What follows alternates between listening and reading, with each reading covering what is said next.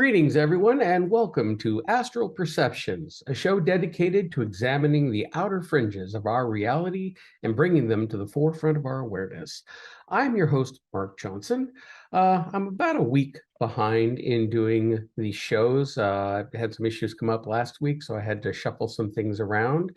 But I do have shows scheduled for the next few weeks. So every other week from now, this show will be premiering on September 14th. So every 2 weeks after that on Thursdays, you should have a new show for the foreseeable future. So thumbs up there. I'm happy about that. Um, Before we get into introducing tonight's guests and topics, I just wanted to address a few things.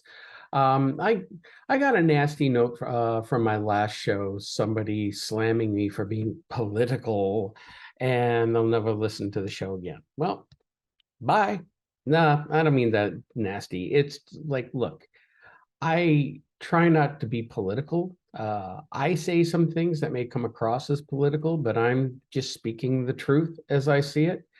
I don't lean one way or another. I'm fairly middle of the road as far as a lot of things go, but I also have a lot of thoughts and ideas that are way outside the mainstream, which we will address from time to time on the show.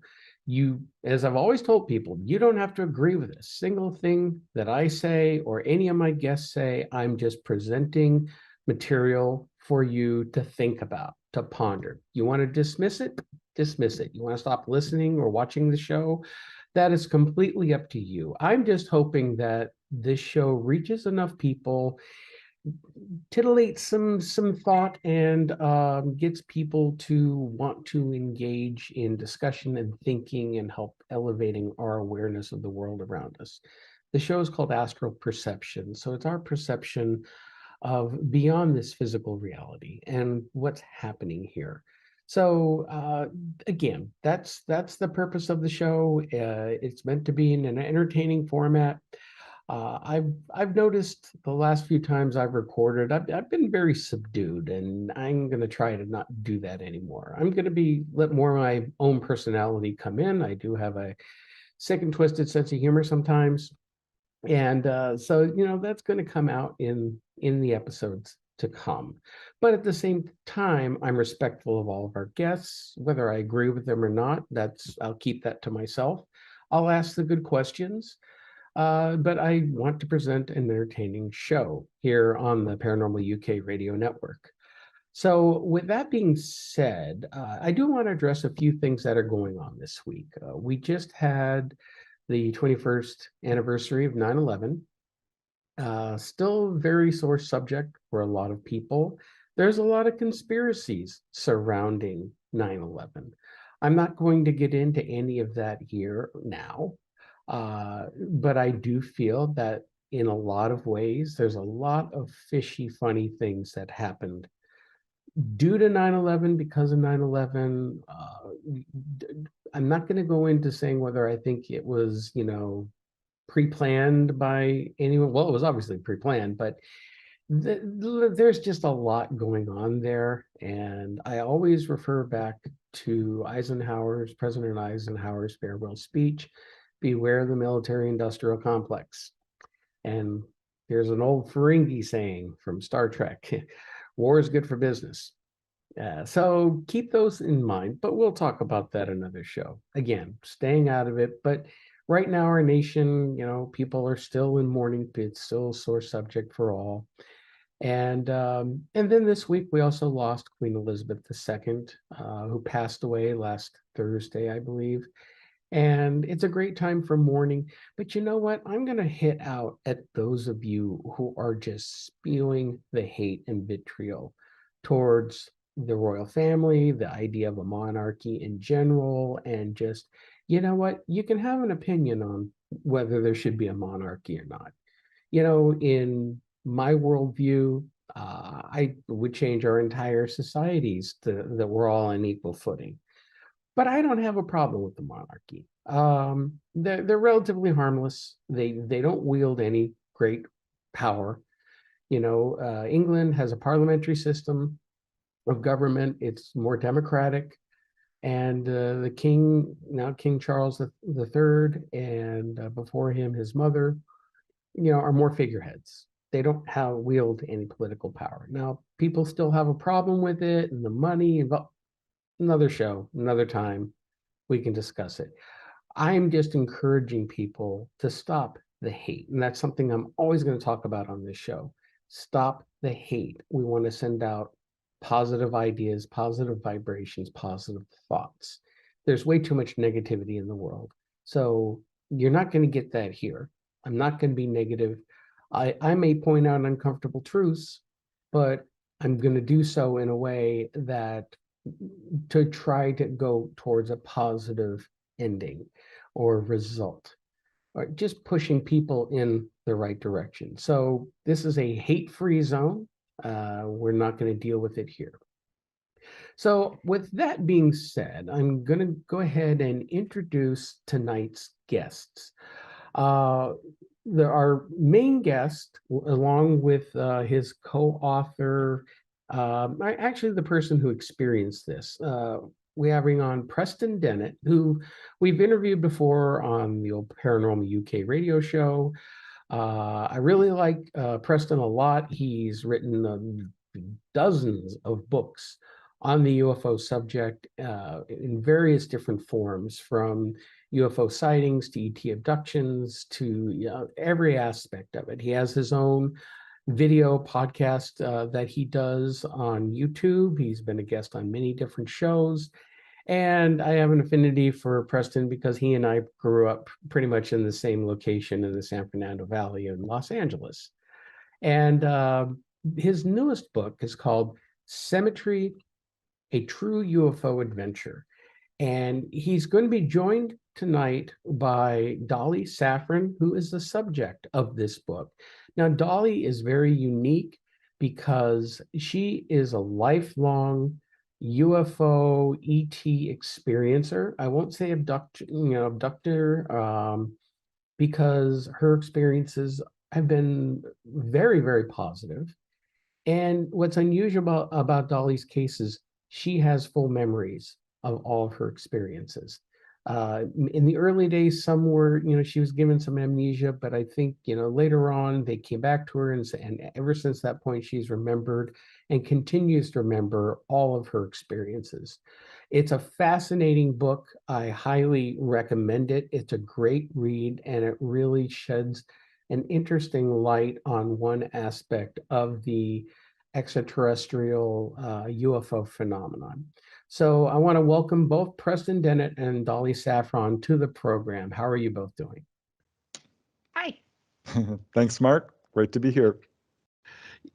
One of the things I was mentioning in the intro is the fact that what I really like when talking with you, Preston, is the fact that we grew up in the same general neighborhood in the San Fernando Valley in California. So I was out there until 20 years ago when I moved here to New Jersey. So get to experience the four seasons, and I understand you're in a greener climates now too. So yeah, I'm glad to be out of California. 112 degrees, I think, last week. So. Yeah, and rationing electricity and drought, and yeah, it's no fun.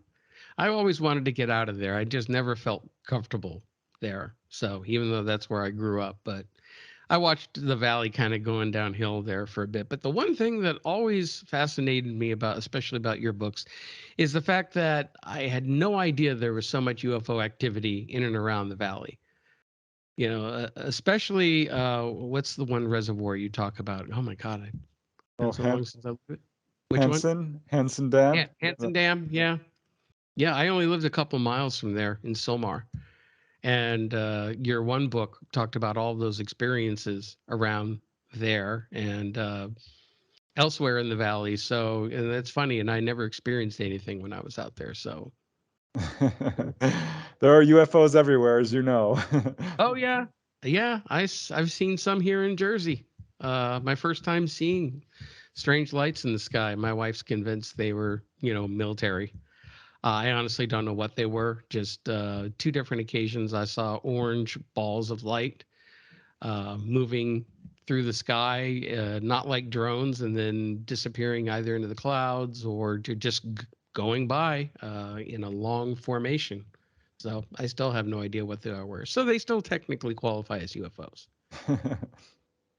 So wanted to talk about your book, Symmetry, uh, the True UFO Adventure. Now, this book is solely devoted to your story, Dolly.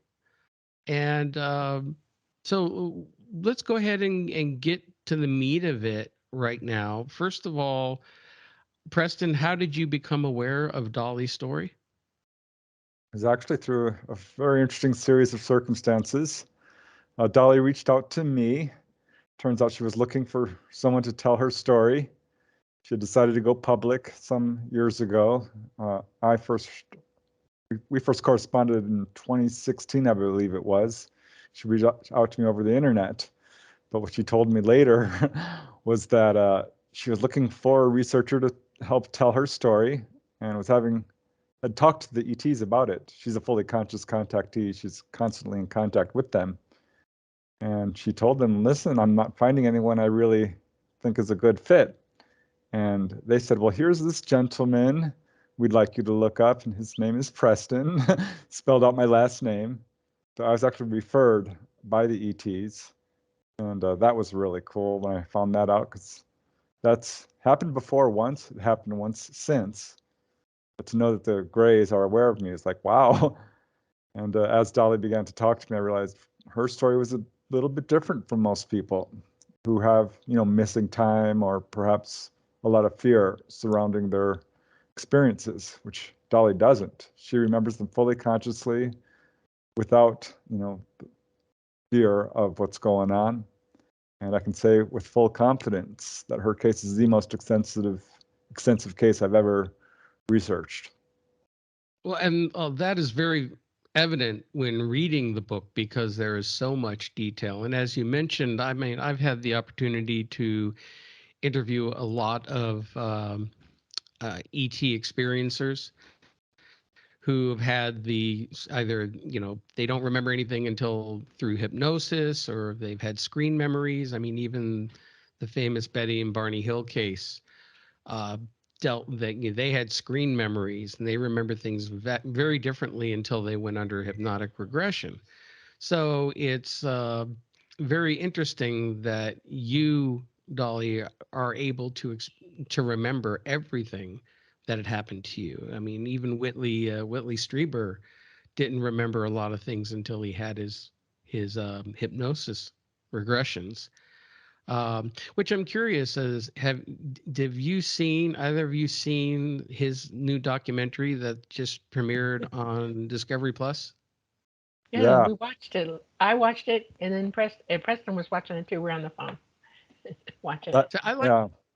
I like Whitley a lot. I've interviewed him a few times. I've read almost all of his books. And I'll be honest with you, I'm a little disappointed personally in how Discovery chose to handle it, because like most programs, they focus on the fear of the unknown. And yes, I know Whitley's early, when he first started having his experiences, were extremely terrifying to him, and took him many years to understand a lot of what was happening to him and develop the relationship. But I thought the show focused too much on that and not enough on a lot of the other positive experiences. But that's Yeah. just my opinion. Hey, that was exactly what I told Dolly. Like, I would have done it completely differently and really come full circle like he did eventually. It became a very spiritual thing for him. I wish they Well, would he have even focused more on mentioned, that. yeah, he mentioned on his blog on unknowncountry.com that he was part of the editing process, and he approved of everything that they did. But I put a comment on there. I was honest with him. It's like too many of these shows, and let's face it, there's a lot of UFO shows out there right now, and and even the paranormal shows, they're all focusing on fear, because Yeah. fear sells. Well, it's not So just that. It's fear. The media is driving the fear, and it is because it messes with your ability to recall. absolutely, that's why people don't recall consciously. They block everything with fear. And it's not just the ETs cover memorying them. They're so afraid they give them a cover memory because they don't want them to remember being afraid. And it is the human mind that is always afraid that causes them to react the way they do to ETs, even on board. That's the reason. It is media driven. There is a game afoot, so to speak. Mm-hmm. Yeah, yes, and fear will distort your perception of your experience. If you're afraid, you're automatically going to assume this is not good for me. And Dolly will tell you her experiences as a nurse trying to treat people who are afraid, and attack her and stuff when she's just trying to help. Right. You know, I listen to a lot of old Art Bell programs. On the Paranormal Podcast app, they have a couple of channels that replay a lot of his old shows. And you know, when he talks with people like John Lear or Dr. Dave Jacobs, who put Dr. Jacobs has a very negative spin on it. You know, he thinks that it's that they're hostile. And in my experience, talking with people like yourselves, that's not the case. And Right. there is a much more positive and spiritual aspect to all of this. Now, yes, our human minds might take it as, you know, we might be scared out of our wits when it happens, but as like we mentioned earlier with Whitley, as time goes on and some of those people develop these relationships, they begin to have a higher understanding. Now, Dolly, with your case, you've remembered pretty much everything that's ever happened to you. At what age do you think your experiences started? Oh, my first real memory, so a couple months old in the crib and in Miami, and saw light blaring through the blinds in my room. It was noon. I was taking a nap, supposed to be, and I started levitating in my crib. And when I got to the top rail, I tried to flip over and go back down. It was very traumatic, and I never forgot it. My mind stopped remembering after that flip over, but I never forgot it. I've remembered quite a bit, but it's always been in snatches. There's a lot Hmm. of missing time there until I was 14, and then I had I had to figure it out at that point. I was either crazy or I was having real experiences, and I needed to know. And so it was when you were 14 when these experiences started, you had full consciousness of this? Yes, I had promised myself that I wouldn't let another minute go by, that the next time anything happened to me, I was going to be in command of my own mind, that nothing was going to stop me from remembering. And I got my chance one night. I took astronomy lessons. I was in the backyard with my scope. I was doing homework. It's about 1 in the morning. My dad's getting mad at me. Get in the house. It's school night. So I went in and I got ready for bed. And I don't sleep a lot. And I sat on my bed and was looking up at the sky out my windows, my job seat windows, out in the glades. And Orion was up. It was beautiful. And I saw about 100 stars that just were not stars. And I realized, oh my God, this is it. Here it comes. They paired off into twos. They went east, west, north, and south. One pair came down over our area. One of the pair went toward the east of us, which would be Dadeland Mall area in Kendall, Road in Kendall. And the other one came down over our property and came down over our backyard. And I watched it change in colors as it came down. I was just very glued to what it was doing. I saw the trees start swaying like there was wind. No wind that night, none. Uh, I saw the craft finally get close enough that I could see it. It was shiny metallic, and it was dipping slightly and bobbing and weaving. And I'm studying it. I'm thinking, okay, you got this, and I'm working my way up, and I get to the portholes. And in those two portholes were one being in each port, staring dead at me. I freaked out.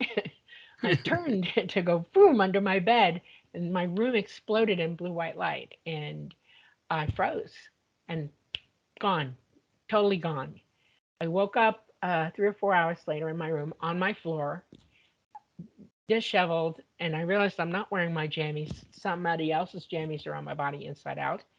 And I was mad. I was so mad. I started crying. I was like, this cannot be happening to me. I must be crazy. And it hit me. Wait a minute. These are not your clothes. Okay. And I hear my mom in the kitchen, get dressed, come out. It's morning. Get up. And she's cooking breakfast for my dad. And I said, okay. So I went and got a shower. I got dressed, went in the kitchen, made coffee. And I'm sitting there and I'm thinking, how do I tell this woman who hates this subject, has my whole life, does not like paranormal anything, that I have a memory, a solid memory, and something's going on. And I started asking her questions. Hey mom, did you all see anything last night? Did you see lights, wind, sound, something? She goes, what are you talking about? And she turned around and looked at me, and I said, UFOs. And she went, no, shut up. I was Mm-hmm. like, damn. I was upset. I was like, how? I got to have this conversation. At this point, there's no question in my mind. This is going to happen. This is going to get talked about. And the radio was playing Paul Harvey, and it switched to the news. And on the announcer, very first thing out of his mouth, 2 Dadeland police officers saw UFOs last night, 1:30 in the morning. They described the whole thing. I lost my proverbial stuff. Okay, started jumping up and down. I was like, ah, it happened, and she was like, oh my God. And she turned around and almost yelled at me, get out of my kitchen now. I was like, God, never argue with a woman who's your mother. Okay, never. Mhm. They're cooking with things in their hands. No. And I went out the door. I started running out the door and I ran right into my dad. He's like, Dolly, calm down. You're over the top. Stop it. Calm down. I was freaking. I was crying. I was sweating. I was freaking out. He said, go meditate, because he knew I knew how. And so I said, okay. And I went in the bathroom, shut the light off, locked the door, only private room in the house, and slunk to the floor. And I thought, my God, how do I do this? And I started replaying the whole thing over. That was my only idea of how to get back to that memory.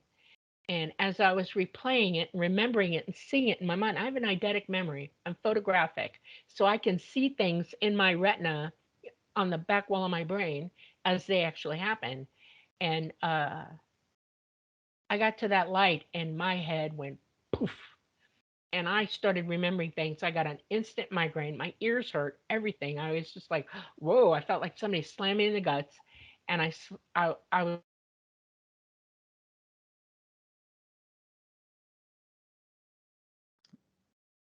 Uh-oh. Looks like she froze. Dolly, welcome back. I know we're having some technical issues here, so you're joining us by phone again. So why don't we go right back into what you were talking about? where did I leave off? My ears hurt. So I didn't talk about the walk home yet, right? No. No, you were talking about you ran into your dad, and Oh, he told you to go meditate, and then I think you saw all the lights coming in. yeah. Okay. So after I talked to my dad, I started meditating. I went back over the whole thing in my head. I have a eidetic memory. I can see things, imprinted on my brain, whole pictures, everything. And when I got to the bright light, my brain clicked and it slammed into me that, oh my God, I remember everything. It was like somebody slamming me in the head. My ears hurt, my eyes hurt, my everything. I got sick, woozy, it was spinning around, and I realized what had happened. Um, I was taken. They came down into my room with a energy ribbon, and the two Greys did, and one of them took me by the hand because I couldn't move on my own, and he put my hand on the ribbon, and the whole room changed into white light to me. Everything became opaque. It was like I was lighter, and I felt myself lifting up, and we went up through my ceiling and through the tree outside and to this craft, and the ribbon ran up alongside the craft, and they had a hatchway open.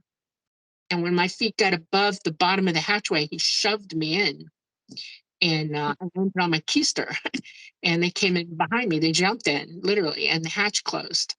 And I'm looking, and there's a woman sitting next to me, and I look up at her, and I realize, oh my God, I know this woman. This is a tall gray. Her name, I call her Mama. She's been my helper liaison my entire life. And I freaked out. I was like, oh my God, I know who you are. Oh my God. And I got so emotional, and this was all so much, I puked all over myself. I threw up. Oh no. Um, the two grays came back and got me and took me to go get cleaned up. They took my clothes from me. They washed me off. I got a decontamination shower, and they gave me a smock to wear. They walked me back to where she was, and I was shaking by this time, and I was like, I'm in shock. And she said, you know what, walk around the craft, give her a chance to get her to ground where she's at, you know. So they walked me all over the ship. They showed me everything, and everything that I saw, I knew. I went to a room that was my room. I saw my bed, my niche, my little side table, and one of my brushes that I thought I lost. It was a fuller brush, and it was laying right there. I was like, okay, all right, I'm good, you know. Ooh, and they gave me a drink, and that helped calm me down. And they took me back up to her. And when I sat down, she's smiling at me, and I hear this voice in my head, hey, kiddo, how you doing? And then I realized, oh my God, I know who that is. And that was Talata. He is a fifth dimensional entity. He's non-corporeal, and he indwells that craft. That's how they run. Every ET craft that you see is a biological vehicle that is indwelled by a dimensional entity. That's how they fly. And everything is run psychically on those craft, everything. And I was just sitting there. My head was pounding. They knew it. And he said, how you doing? And I'm like, I'm okay. And he said, I'm proud of you. You remember us. You're awake. And I was like, yes. And he said, we want to talk to you. Let's have a talk. And I said, okay. But he said, but first, let's go for a ride. And I'm like, whoa, I knew what that meant. I realized I was sitting in the pilot seat. I was trying to get up. And he said, no, you're going to fly. And they handed me a wand. Okay. And he said, this is going to help you fly the craft. You're going to talk to me. It reads your thoughts. It'll join us together. And I'm going to teach you what you need to know right now. So he briefed me on where we were going, what we were going to do. Well, he didn't tell me exactly where we were going, just gave me coordinates.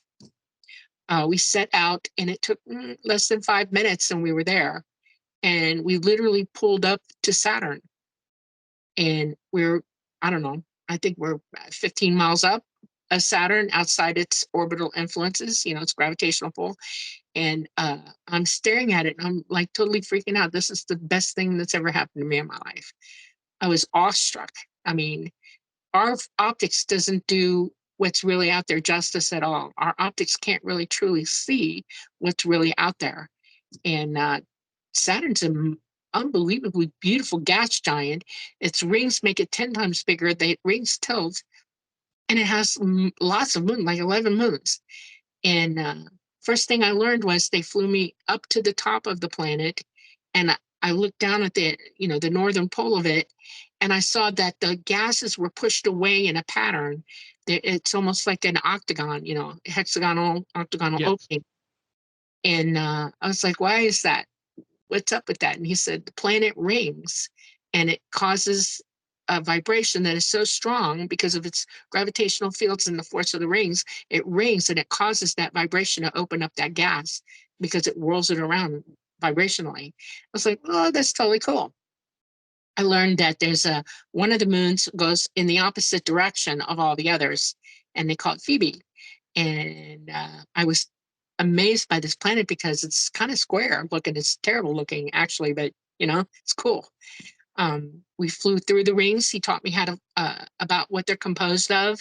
We learned that there are gaps that you can navigate through if you know what you're doing, and they taught me. And he brought me out. We went back out to the 50-mile limit, and he said, we're going to go somewhere else now. Lay the wand down. I'm in the seat. And I said, okay. Set it down, and the next place I ended up was on the moon. We went to the moon. When we got there, he made an approach that did a spirograph. We went around the moon 8 times in a spirograph configuration. We were low riding. In other words, we were 500 above the surface, 500 feet. And I got to see the whole topography of what we were looking at on that run. I got to see the backside. I know they have a base out there. They do have a base. There's old things on all over the moon, actually, old remnants of places that they've been before, had things going on. And then I got to see the LEM. Totally freaking cool. The Apollo LEM. Mm-hmm. I saw the flag. I saw the little, Jeep thing they got out there, all of it. He said, okay, we're going to land. and we went up to, like, if you're looking at the moon from Earth, the rim, like not in the 12 o'clock position, but in the 11 o'clock position is about where we were at. We were far enough forward over the line where you can't see the Earth anymore to just see it. And we soft landed. And I got to see the Earth opposite us in phase, which blew me away because I didn't know the Earth did that. Okay. It actually has phases like we see the moon have phases. Sure. And they sat me down and quietly just everybody peered at me and listened to me. And they said, what do you want to do with your life? We want to know. We we're offering you a chance to work with us. You're doing really, really well. We're proud of you. And we want to see what you're up to. What are you thinking? What do you want to be when you grow up? And I was like, oh my God. At that time, I was already a kitty striper. I wanted to be a nurse. I wanted to be a zookeeper. I was a student park ranger in the Everglades already by then. I liked oceanography. I liked astronomy, all of it. And I sat there thinking about it and I was like, and I said, I actually want to fly. He knew exactly what I meant. I didn't mean airplanes. I meant that. I wanted to fly that. Yeah. Well, who wouldn't? Exactly. Yeah, you'd have to be crazy not to say that. Sign me up. I'm right there. I didn't know how they were going to react to it, but I said it anyway. I'm very gutsy and I said it. He said, okay, well, let's consider this. This is an interesting thing you want to do. And he started telling me that it would be a while before they would teach me if I passed. In other words, they were going to test me out to make sure that I could do this. It's a tremendous thing to learn how to fly these craft with an entity that's on board already. And so they tested me for about 6 months. Once a week I was taken and things were done. They finally said, okay, you passed. You're going to do this. And they told me it would be a few years before I actually took the seat. And it was 4 years. The day after my 19th birthday is when I flew first time. And that night of it's like, after midnight on my birthday, May 9th, I flew and went out. So yeah, that's what I do. Here's a question for you. When you're taken taken, I think is the wrong term. You obviously, when you have a relationship Yeah. with and other entities, they're taking you as in like, let's go for a ride. You're going with friends and family. Yeah. The Friends and family to me, I am taken by them. I go with my family. Okay. It's not an abduction in No. the classic sense at all. But when you're going that often and you're growing up, and as you're going on with your life, how do you reconcile the two realities? Like you're back here on Earth living this life that we're all living right now, this certain reality, and I roll my eyes to it at times. And then you go off with them and you're living this other life. And again, based on what I'm reading in the book, it sounds like you're having a fantastic time learning and interacting. Does it depress you coming back here? Does it? How do you reconcile the two life experiences? I think one of the reasons that I had the split memory before I chose to know what the heck was going on, that worked it out for me all that time. I mean, I knew things were happening to me. I knew I was accumulating knowledge because I was really smart over and above everybody else, even in my schools. Um, uh, so I was accumulating knowledge that I didn't realize I had. Um, it made me feel different. I'm cut off a bit because of my experiences. My family had a hard time with it. My mom, okay. Uh, so when I was home here, I just tried really hard to fit in and do what I could and be okay. I didn't have a lot of friends. I was very, very isolated. The projects that I did, my father commanded most of them. My mom would give me things to do and we would go together as a family, but my dad used to take me off to where he worked a lot. I used to go out on job sites with him. He kept me really close and he would throw things at me that I had to learn by him also. And he made sure that I did astronomy and anything I wanted to do that kept me engaged that way, mentally engaged, so I wouldn't focus on being unhappy where I was. They were challenging me to be happy where I was. So that helped. I had a good family life, even though my mom hated the subject. I had a brother, and great grandparents lived with me growing up, and had a huge rich family and all of that. So that kind of helped. It didn't full on hit me what was happening, the duality of my existence, until I was in my 20s. And then it really hit me because I was choosing more and more to want to be with them than to live my life.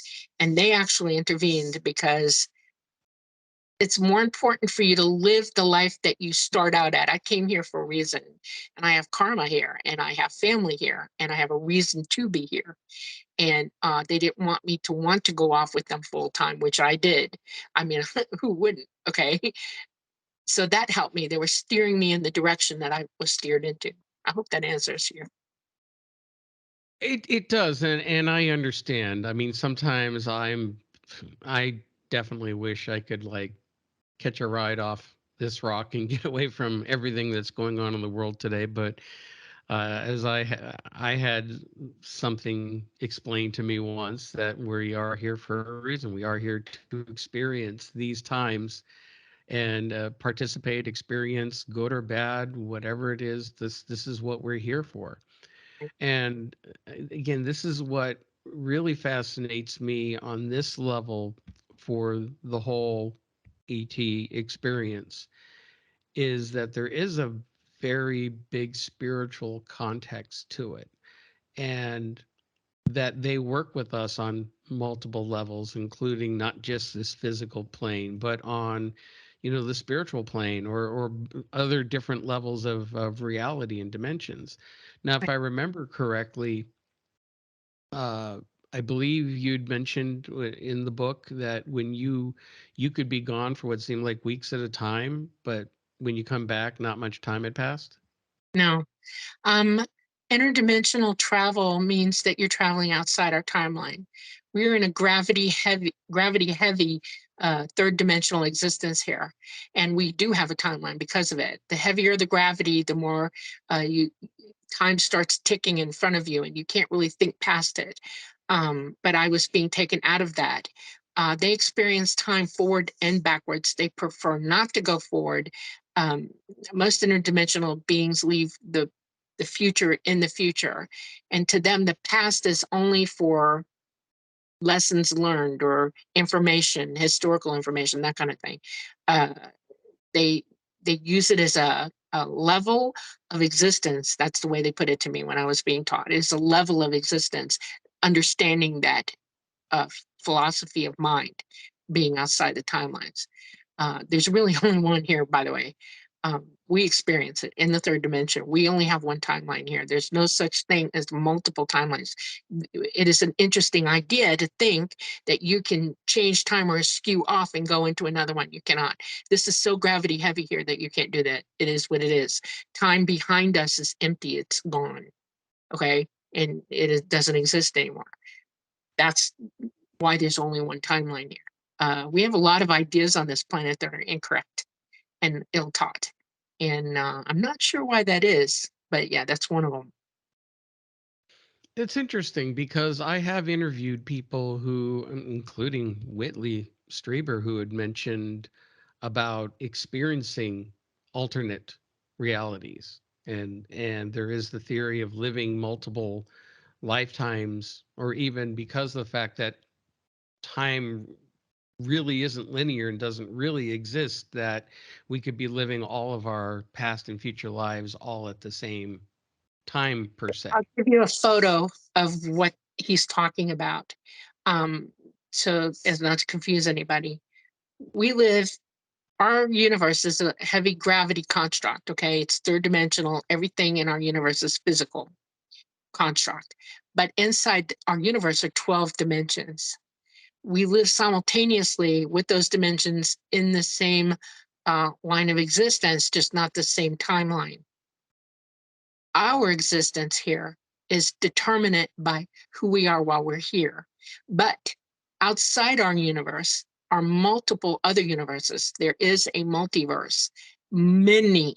And in source, where we come from, our minds are consciousness can dime out to different universes at the same time. So you can play 12 different universes at the same time as an entity and not really be aware of it. Sometimes when you go out our timeline, when you're with them and you're interdimensional, your consciousness, because it's in source, starts to see it. Okay, they see the duality or the multiplicity of your existence, and you can see yourself in multiple different universes at the same time. And then when you come back here, it all straightens back out again. And I'm pretty sure that's what he's experiencing. Okay, that actually makes a lot of sense. So with that, with the experiences, I know you spent years learning to fly the craft. You became a pilot of the craft, and you visited their homeworld. Yes. Well, there's more than one ethnicity of ET, and there are many worlds in our galaxy, actually, where they're all from. There are a few outside our galaxy in another galaxy, a couple other galaxies, actually. But the majority of them come from within our own galaxy. Our galaxy is rich with life.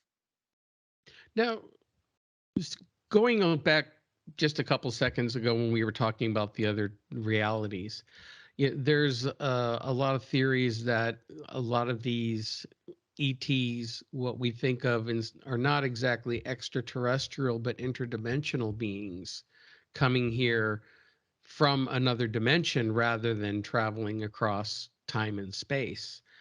I know that the experiences chronicled at, let's say, the Skinwalker Ranch, where they've actually witnessed portals opening up in the sky at night, and you could see daylight in there and craft flying through. Okay. What are your thoughts on that, of beings coming from other dimensions? In my experience, what I was taught and what I've actually lived and flown into interdimensionally, like I said, we live in one universe right now. All of us, the construct of it is the third dimension. Inside this construct are 12 full dimensions within it. Where you're sitting, where Preston is sitting, there are 12 dimensions on top of you, and we all exist exactly together at the same time. Okay?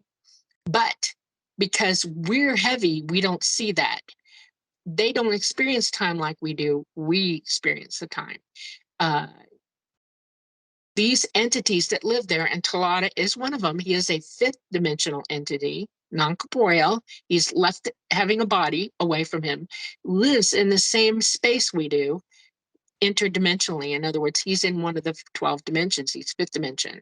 That's why he's actually able to indwell their physical craft in this dimension, third dimension, and fly with them.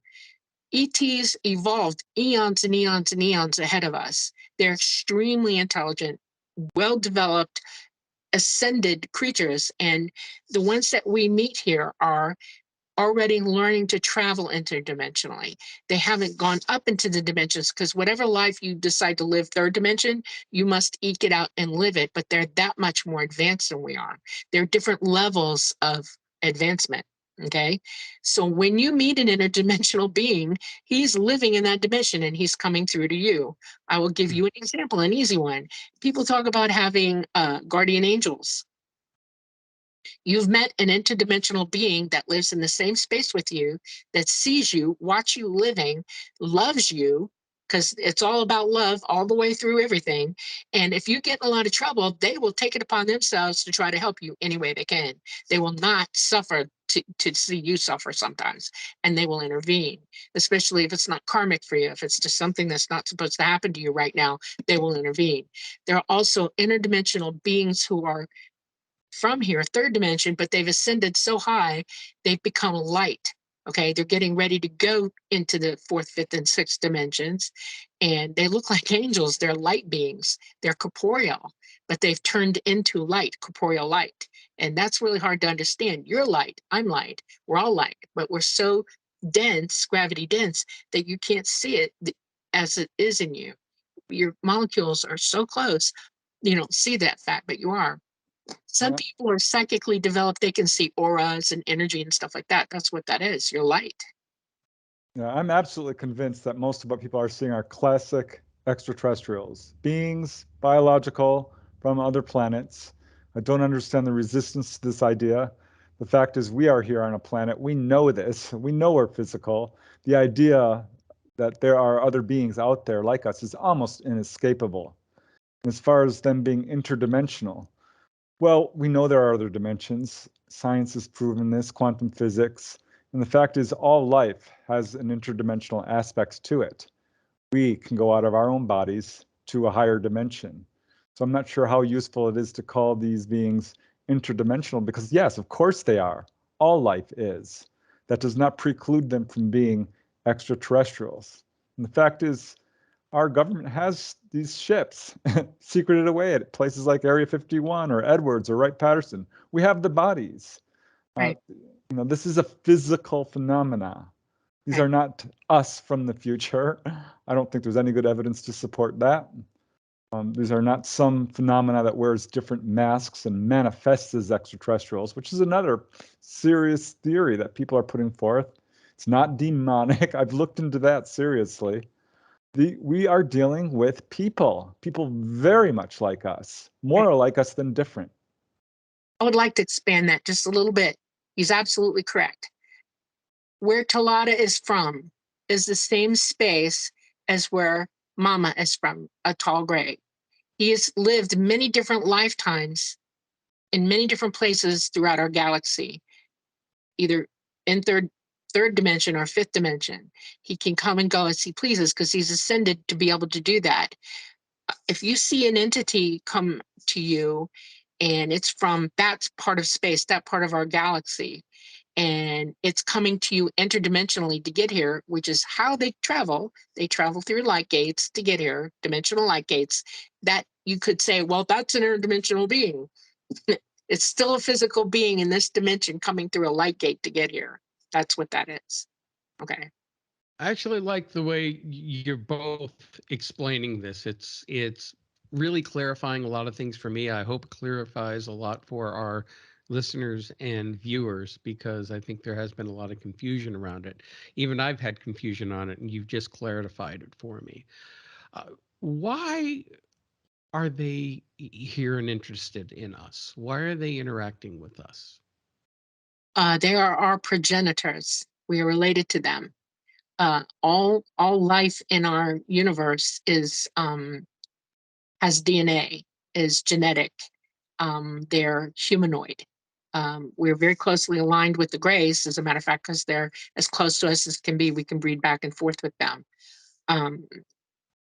Everything has DNA, and I'll give you examples. Everything on our planet has DNA: leaves, trees, animals, all of it. And you know from science that that DNA is very much identical, just small little variations in it. We all dime out differently. That's a template here to show you what it's like throughout the universe. It is the symmetry. That's why the book is named Symmetry, to show you that all life is related to one another. They are us, we are them, we are all one. I've heard that message from so many contactees. That same exact phrase, we are you, you are us, we are one. So when Dolly told me that, I'm like, well, I've heard that at least 100 times.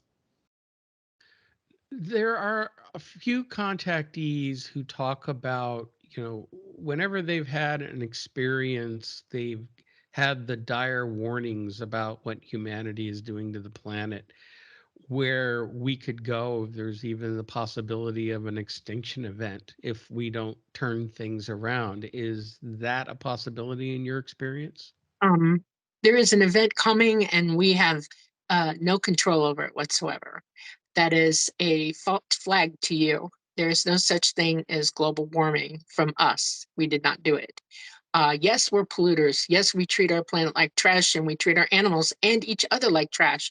We are physically poisoning ourselves. We are treated like slaves on this planet. There is violence, unbelievable violence here. Hate, even. There is division. There is, I mean, you name it, we're capable of doing it on this planet. And ET's kind of horrified about it.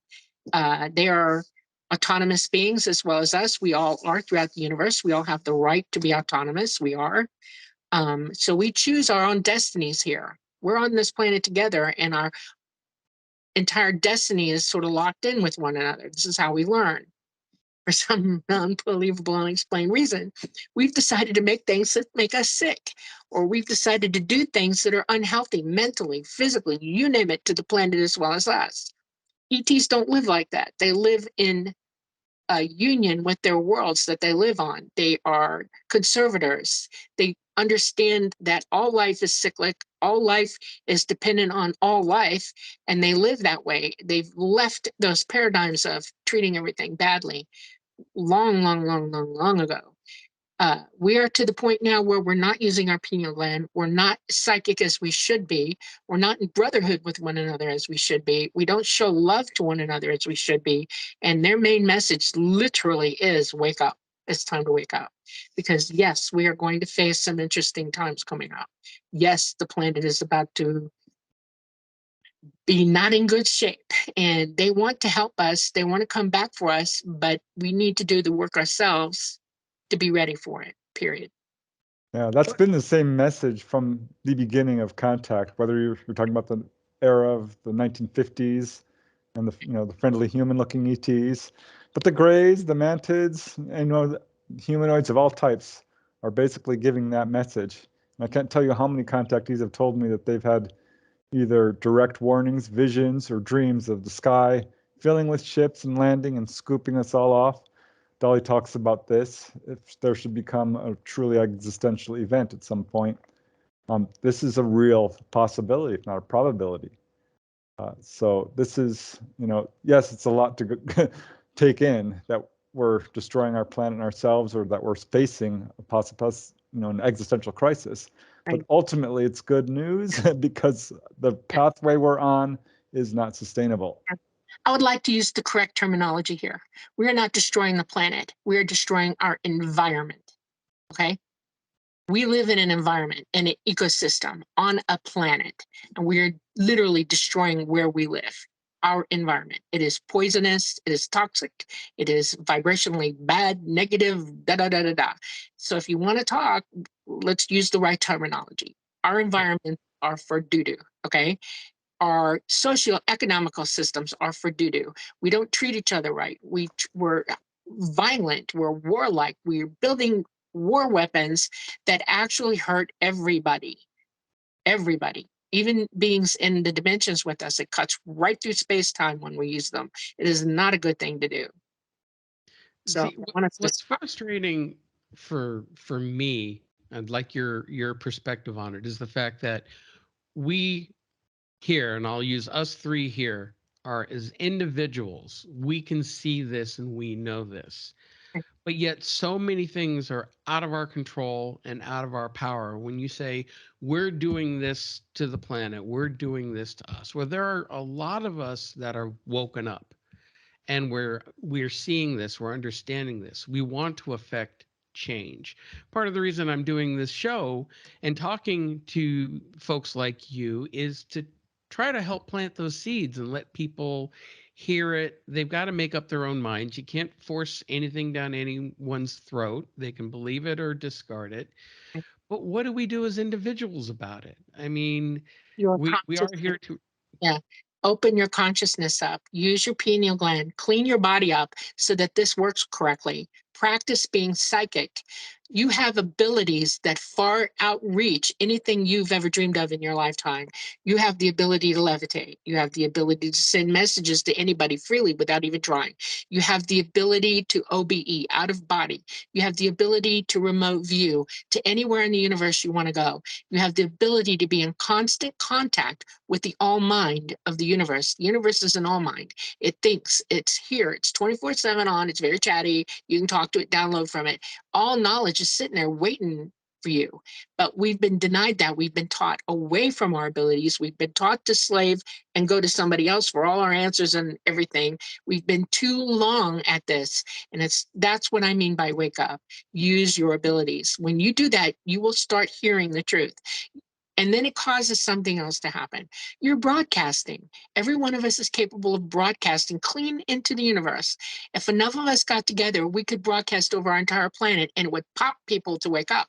It would pop into their heads, and it would help them to wake up. It's like a domino effect. If you do it and he does it and he does it, she's in the middle of it, she's going to grab it and get with it. It's like pop, pop, pop, pop, pop, pop, pop. Your children are trying to be psychic when they're born. We talk them out of it. Stop it. Don't do it. Let them be psychic. This is how we raise consciousness, the consciousness of all the people on this planet together to go, whoop, we're not doing this anymore. Y'all are wrong. It's not going to happen. It will actually even help turn them around and stop them as well. Yeah, there have been scientific experiments on this, on prayer and meditation and how it affects the environment. One person can have an effect. If each person steps away from fear, this will have an effect. It's up to us to individually do the right thing. If you're, lay down your arms, do not agree to shoot people, legally or otherwise. I mean, everyone can take steps, however small, of saving food and water, doing the right thing, loving each other. There was a quote directly from Quasga, Betty Andreasen's main gray alien contact, who said flat out, "Love is the answer for humankind." Direct quote from a gray. And I think that is absolutely true. It may sound idealistic, but if we actually did love each other and acted on it, allowed love and truth to guide our actions, we'd be just fine. Right. And use your psychic ability. There's an app for that. Believe me, Russell Targ, who is a CIA operative, one of the most psychic men on this planet, before he died, he knew, oh my God, what have I done? And he left us a tool on the internet to use to become more psychic. It's called ESP Trainer. Go to the Play Store. It's sitting there waiting for you to grab it. Use it. Train your mind. Train your abilities. Work on it every day. And the most important thing that every human being needs to do is to shut off the TV, quit listening to the BS, go meditate, hear, learn to use your pineal gland. Operate as an individual, not as part of that mindset, because that one's going to get you every time. Because it seems to me, and I know I'm going to catch some flack for this. I already had one person yell at me for my last show. It seems to me that we are purposely being dumbed down. We are purposely being divided. They're adding this fear, this aspect of fear, this us versus them mentality, trying to scare the living crap out of everyone. And that's something that I've always been preaching against, is just like, we've got to stop this. We got to start learning to come together. We don't have to agree on everything. We can find a way. It's the hate and division, which is, I've never seen it this bad in my entire lifetime. Right. I would like to note something. I was brought up with this from the ETs as well as my own father. It's a statement and you need to live by it. Know all that is knowable and then proceed. Okay. It knocks all fear out. What what you shed light on, you do not fear. Okay. Know all that is knowable and then proceed. Make that your mantra for a while. When you meditate, let me know all that's knowable. Show me, guide me, explain it to me. Give me the knowledge that I need to operate properly and do the right things for myself and for everybody around me. That's the most important thing that you can focus on in your life. Know all that is knowable. Because you're right, you've been dumbed down. You don't know all that's knowable. And you should. You should have the ability to grab at that anytime you want, anywhere you want. That's important. Now, when you're dealing with the ETs and you've had lifelong experiences, and are you're continuing to have experiences to this day? Yes.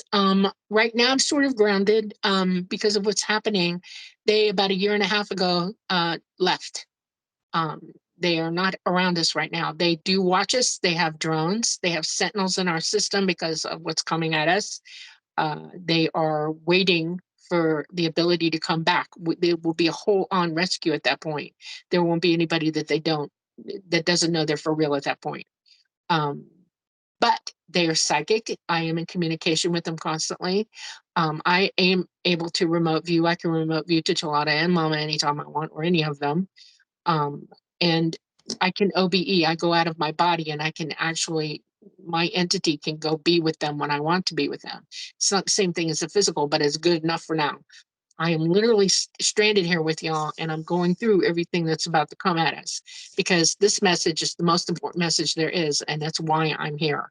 This is why I chose to be here in this world, in this life, in this time, is to wake people up and to be here to give you the truth, you know, tell you what's really real. Um, you may not be able to say, but is there a rough time frame that we'd be looking at for this to happen? Well, the first thing that we're looking at is, you notice that we're having more and more hurricanes and floods and fires and all that. Okay, this is going to get a lot worse. We're heading into a time period where our poles are excursioning, and it's causing all the global warming. It's causing all the earthquakes, all the volcanoes, everything. All of it is happening because of that. It is not, we are not the only planet in our system this is occurring on. Uranus just went. Okay, they saw it happen. NASA knows the truth of this, by the way. So do the governments of the world. They know. Our sun is going into it is now in solar maximum. A sun's normal activity is to have CMEs, little coronal mass ejections. With our magnetosphere down, that makes us vulnerable to them. And what might not bother us with full strength on our magnetosphere now is damaging to us. And within the next year and a half to 2 years, you need to start looking for the fact that we're going to blow a CME so bad, because we also have an electromagnetic current sheet coming through at us at the same time, to have a CME up in the X class range, and it become a worldwide extinction event of our grid. It will go down. It will burn to the ground. It will burn 10 miles deep into our earth. We will be Flintstones real fast. So what you need to do is start getting ready for it. The worlds of the government know this already. I mean, think critically, think, please. What's going on with the governments? Do they not have underground facilities? Do they not have seed banks? Do the 1%, are they prepared? Yes, they are. Are we in the way? Yes, we are. And it is their intention to make their hidey holes safe for them, not for us. And that means maybe extincting us somewhat, taking us out. They will. They've already begun. It is not a joke. And if you look at all the things that have been going on for the last 25 years, you'll see it. If you've been in the military, you have a really good idea that they're ready, and it is happening. They're also going to make ETs look like vicious monsters to everybody. They're already doing that now. They have every movie that comes out, every radio show, sometimes, again, even we were talking earlier about the Discovery show with on Whitley Strieber, and they again focusing too much on the fear aspect. Every show out there is based on fear, and they have technology now where they can make you think there's an ET in the sky. They have TR-3Bs. They have vehicles holographic technology. Like they also have 7D technology. Yeah. I'm not going to, I can't prove it. Okay. But it is my experience and my knowledge that when I saw the Phoenix lights, I went, no, that's not real. That's a hologram. It's a great big hologram. And just take it for what it, take it from whatever you believe it is. But they're not going to let you think, because ETs are not here now and they know it, that they're going to go whole hog on everybody and they're going to start a terrible campaign. Terrible. So let me understand exactly where this is going. If we're looking at an extinction level event I've always worried about having a CME hit us more than anything else over the last 20 years, mainly to knock out the electrical grids, putting us all back 200 years, and then watching everything falling apart from that point. But you're saying that it's going to be so massive that it would basically fry us to a crisp. Right. The elites can escape down underground. The rest of us, we're screwed basically. Now, but you mentioned something. Get away from the electricity, you'll be fine. You just need to be able to control your environment somewhat. In other words, no electricity. Make sure you've got some water that you can get to. Make sure you've got enough food planned ahead of time. But get out of the cities, get away from your homes, because they are electrical and they will burn. What about you? I thought I heard you mention something about the ETs coming down and helping evacuate or doing a mass exodus. Is that for everyone? Is that for a select few? Okay, I'm going to preface this first before I tell you. I want you Okay. to understand that you're in a physical body that you're only renting right now, okay? This is not your permanent being. You It's our are walking meat suit. you're walking me suit, right? So whatever happens to you is karmic for you, okay? And either you make it to that point or you don't, but you're not dead, you're moving on, okay? And you will go to better things. You can do anything you want at that point because you're minus the heavy gravity, heavy meat suit. So keep that in your head. I also want to say this, whatever is coming, I want you to remember this.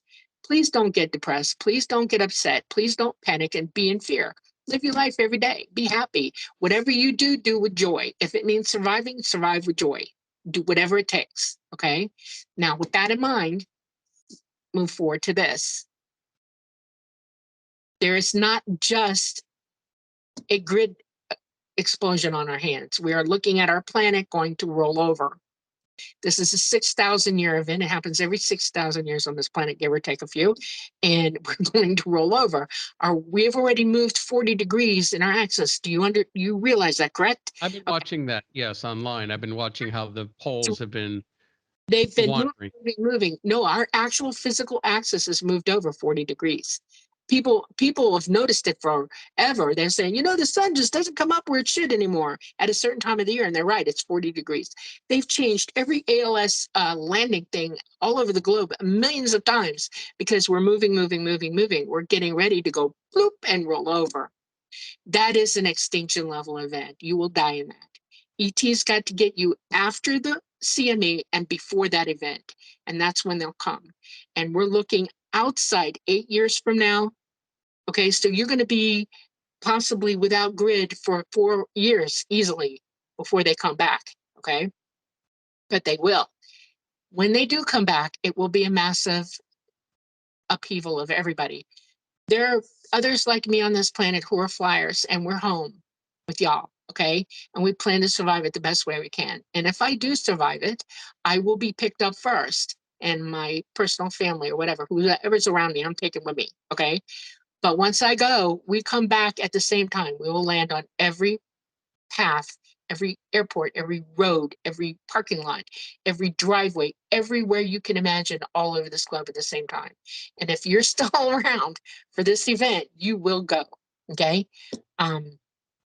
Those who are not going, who they will refuse to take, and I'm not saying who, what, where, when, or why, I would like to see everybody evacuate this planet, good, bad, or indifferent.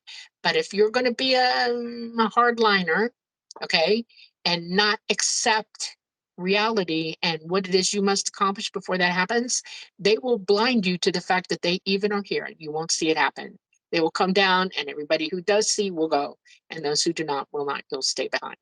This is spoken of in many biblical texts. Many different cultures talk about this. They have the ability to blind you to the fact that they've landed and they want you on board. Those of you who are going will see the doors. You'll see us open, and we'll say, "Get on now," and you'll go, and you'll be taken to safety. Interesting. And with the time frame very much in this near future. Yes, that's why they're acting the way they are. They don't have a lot of time. They have a lot of work to do between now and then because they really truly believe that they're going to survive this. They believe they're on proverbial BS. And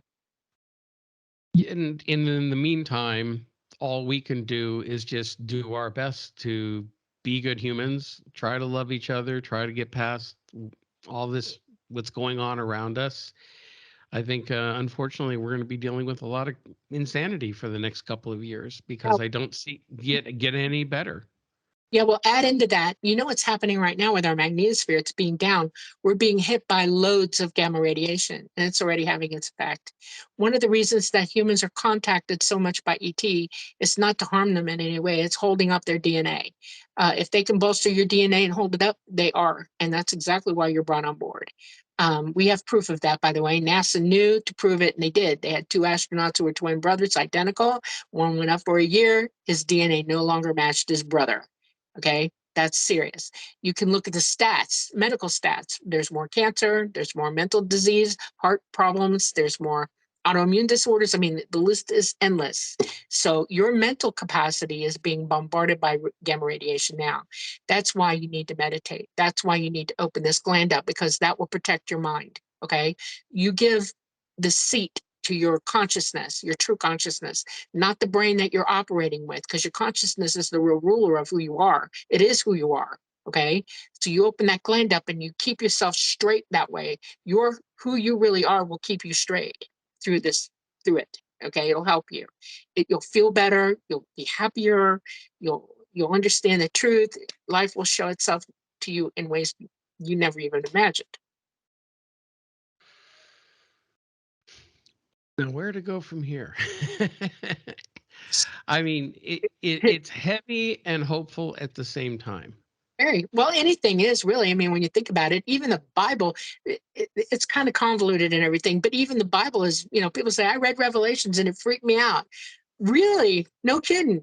The good news about this is that God is not a guy up there with a big stick going, boom, you're going to hell. Okay. This is not it.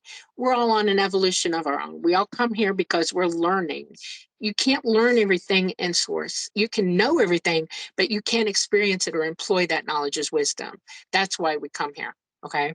So this is really an experiment in how much you can do in whatever time you got left to the positive, not the negative. That's all. Yeah, welcome to life on Earth. I mean, it's been bad and brutal for millennia. It's a lot better than it's been before. And I think it behooves us all to remember that we are eternal beings, that death, as many people think of it, is simply not true.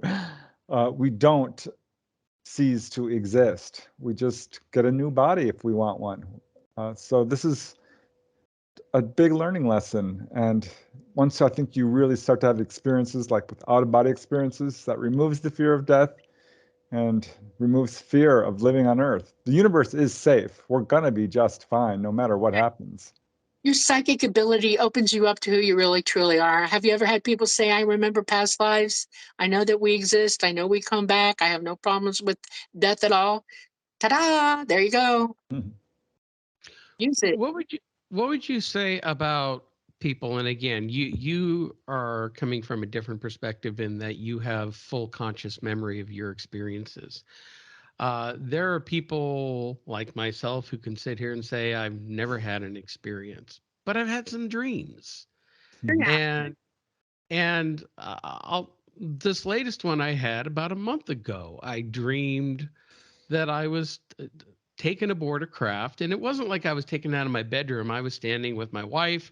We were on a corner somewhere. It was very dreamlike, but then all of a sudden this UFO comes up, and then I start getting pulled up into the craft, and I'm sitting there going, "Oh, cool! they're taking me aboard." Yeah, I wasn't scared in the least. And then I had some experiences meeting very human-looking like people doing the examination. I saw some people walking around. Some looked very Native American, actually. And then I was sent right back down, and that was it. It was very dreamlike, kind of a lucid dream, but I wasn't fully aware that I was dreaming at the time. But it was a very memorable dream. And so, if somebody has a dream like that, would you say it was a dream? Was it a reality or something maybe that happened on the astral? Absolutely had contact. Please understand that I am psychic, very psychic, and I can read your mind. Okay. I see your aura, all of it. And as you speak to me, I hear when you're telling me things, what's really going on with you. Okay. You are a contactee. Everybody on this planet has been contacted. Absolutely. They know who we are individually. Okay. So what your physical brain is not always capable of registering what your consciousness is thinking and saying to it. The pineal gland is the bridge between those two hemispheres. In other words, the hemisphere of your physical mind and the hemisphere of your conscious mind, okay, your entity self. And when you open that gate up, when you turn that on, what will happen is all those dreams that you think you're having will become reality for you. You will actually see what's really going on with you. Okay. You need to open the door and critically look at what's really going on with you. There'll be no more questions in your mind. None. You're already waking up anyway. You are waking up. It is going to happen. You're already somewhat psychic, I can tell. Okay, I hear it. I can hear you. Okay. So Okay. this, you can do this. You can. My biggest problem is the meditation. I can't shut this off. This monkey brain here just I when I try to quiet it, just everything from song snippets to whatever, just constant brain chatter, and I can never seem to shut it off. That's Bombarded. normal. It's normal. When you're bombarded with overstimulation, your brain remains overstimulated. So you have to practice destimulating yourself. In other words, Buddha said it great. Put it all in your hand, see it all in your hand, and turn your hand over. Let it go. Let it go. Okay. So meditation for you should be the practice of emptying your physical mind of all thought. Okay. See the blank slate. Go there first. Job number one, learn to do that.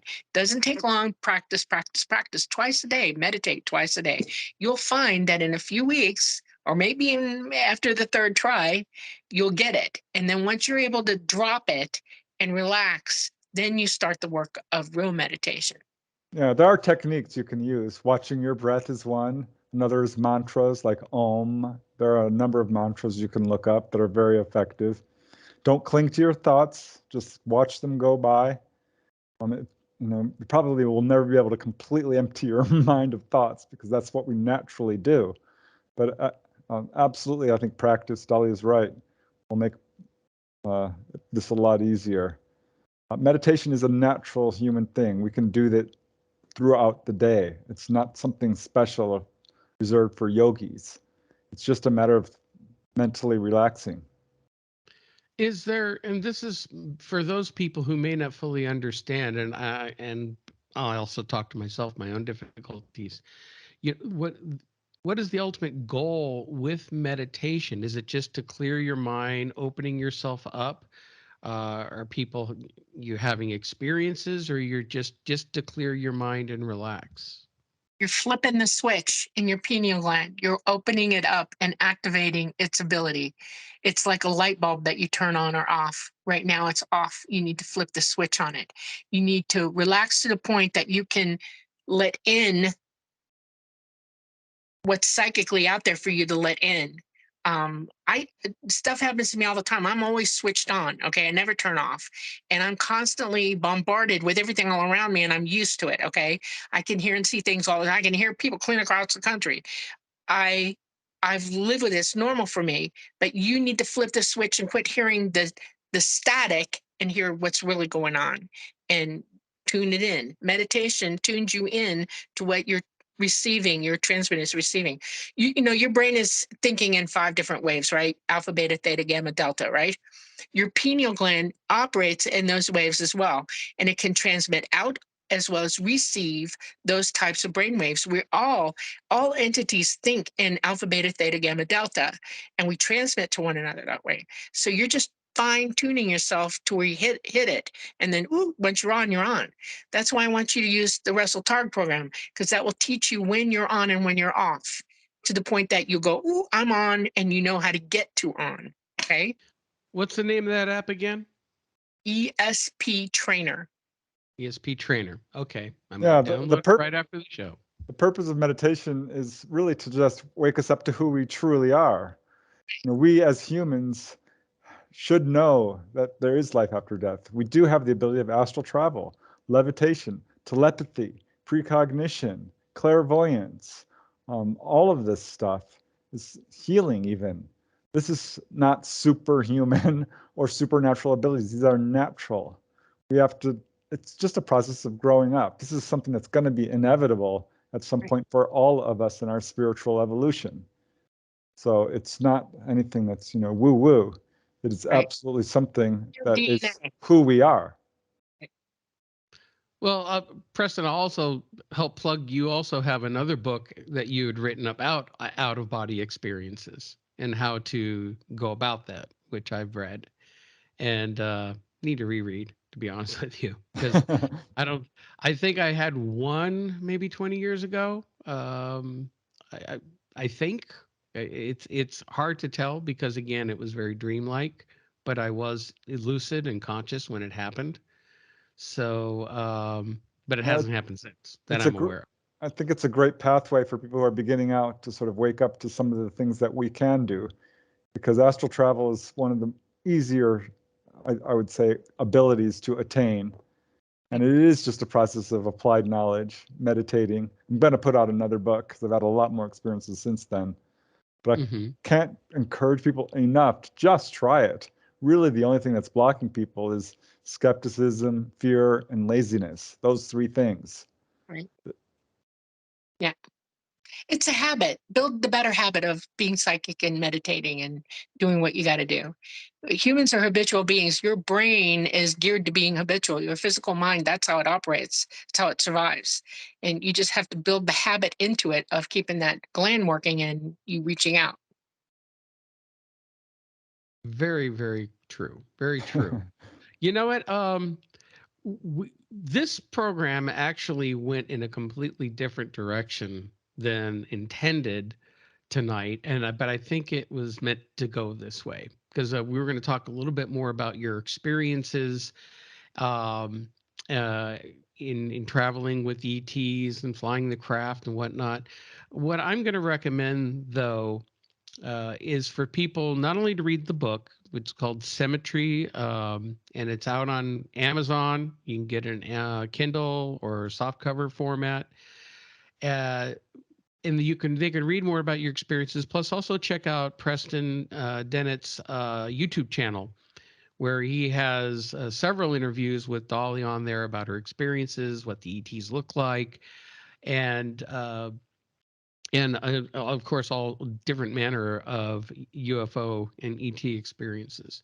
So I'll let people explore that for themselves. I think this information we covered tonight was much more important and needed to get out there right now. I agree with you. If you want to do this again and we talk about other things that I've done, I'm very well up for that too, if you want to. Okay, You know, well, knowing that we have a limited time, I'll have to get you booked another time, here soon. I meant another day. Yes. I know that's my twisted sense of humor. But I want to thank you both for coming on and talking about the book and your experiences and everything else that's going on. It's been very enlightening for me. I hope it's been enlightening for our listeners. And again, thank you so much for being a part of this. You're very welcome. It's an Yeah. honor. Thank you. Well, that was a great show with Preston Dennett and Dolly Saffran on their book Symmetry, which again can be found on Amazon.com in softcover and Kindle format. Now, we do have a new show coming up in 2 weeks. I will be interviewing Craig Bryant. He is the host of the Paranormal Pendle podcast here on the Paranormal UK radio network, but he's also an author. And he has a brand new book that has just come out called The Black Monks of Accrington, Unexplained Stories from Lancashire and Beyond. So we'll be looking forward to that. I want to wish you all a safe and happy week. And I'm looking forward to talking to everyone next time. So be good humans. We'll talk to you all soon. Have a good one.